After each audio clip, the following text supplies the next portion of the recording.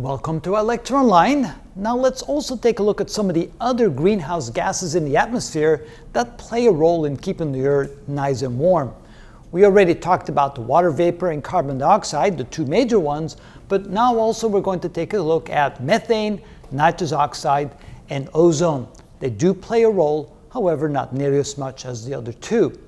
So we've seen already before that water vapor does indeed absorb a lot of the radiation coming directly from the sun. This is the solar blackbody radiation curve, and this is the Earth's blackbody radiation curve, and we know that a lot of the radiation on both ends of the atmospheric window are virtually completely absorbed by water vapor. Carbon dioxide has also a very strong absorbance band right here. But now when we overlap water vapor and carbon dioxide, you can see that there's a lot of overlap in this region between the two atmospheric gases.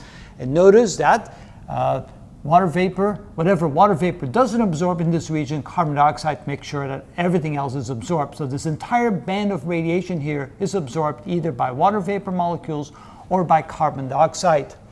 The other three regions where carbon dioxide is active, right here around the 4.3 micrometer region, there's only a little bit of radiation that's being emitted by the Earth, so not a big factor. Over here, we do have a factor at the 2.7 microfarad radiation, but that's completely overlapped already with water vapor. So, matter of fact, I probably should put another arrow right here. So water vapor is already absorbing all of that, so carbon dioxide can't really do anything more. And then this band right here is already inside the blackbody radiation curve from the sun, so that is basically absorbing some of the radiation coming from the sun, not a lot in comparison to what water vapor does. Now let's take a look at methane. Notice there are several regions here, right here, where methane is fairly active. However, on this point right here, where the radiation band is around the 3.3 micrometer range in wavelength, you can see that's at a region where the Earth is barely putting out any sort of radiation, so methane does not have a lot of factor right here. On top of that, water vapor already absorbs much of that energy, so you can see that methane does not do much here in addition to what water vapor already does.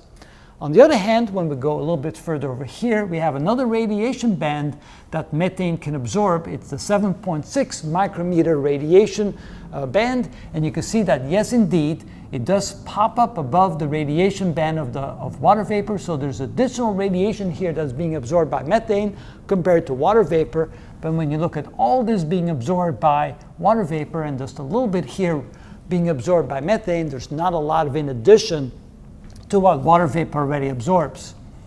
Then taking a look at nitrous oxide, there's three main radiation bands that it absorbs.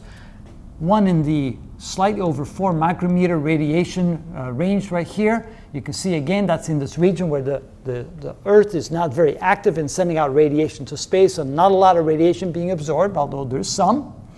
Over here you can see that there's a little pop-up right here, so beyond what water vapor already absorbs, there's a little bit more that nitrous oxide absorbs.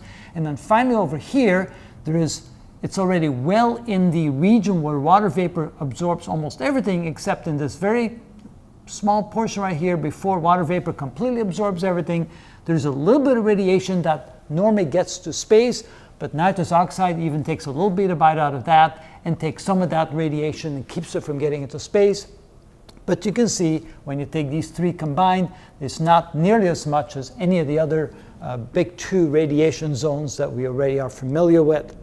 And finally, ozone. Ozone is kind of an interesting molecule. It obviously protects us tremendously here against the UVB radiation. If we didn't have ozone, a big band of UVB radiation would make it all the way down to the surface of the Earth and make it virtually impossible for us to live on the surface. So ozone definitely protects us with that nice ozone layer in the stratosphere.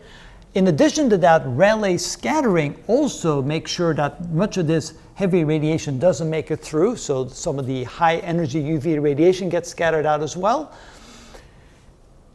And then if we take a look over here, you can see that ozone plays one more role right here in that atmospheric window where we always keep claiming that almost all that radiation makes it to space. There's one line here very close to the 10 micrometer range, where ozone takes a little slice out of that radiation and doesn't allow it to get through space. Not all of it, some of it does, but it does take quite a bit of bite right in here. So ozone does indeed play a role, making that transmission window just a little bit smaller and therefore keeping in just a little bit more heat. The oxygen molecule here has an interesting vibrational mode that probably comes from what we call an induced dipole, since oxygen is indeed a molecule that doesn't have a dipole moment, but through vibration it could have a temporary slight dipole moment, so there's a little bit of absorption, but this is radiation coming directly from the sun, not the radiation coming up from the Earth. So we can see the 5 big, what we call greenhouse gases playing a role in keeping the Earth nice and warm are right there. It's water vapor, which carries at least 90% of the load, carbon dioxide, probably somewhere between 7 and 9%, and then a little bit due to methane, nitrous oxide, and the ozone molecule. And so those are the molecules that take care of us, keeping us nice and warm, keeping the atmosphere at a nearly constant temperature. So of course, that can change when the amount of gas in the atmosphere changes, and it is affected, of course, by a large extent to how the water vapor changes on different regions of the Earth and how that radiation curve shifts, and we'll show you some videos on how there's impact on that. In warmer regions or colder regions of the Earth, there is a shift in how the various molecules do act in the atmosphere and do prevent us from getting too warm or getting too cold. And so we'll show you how that's done.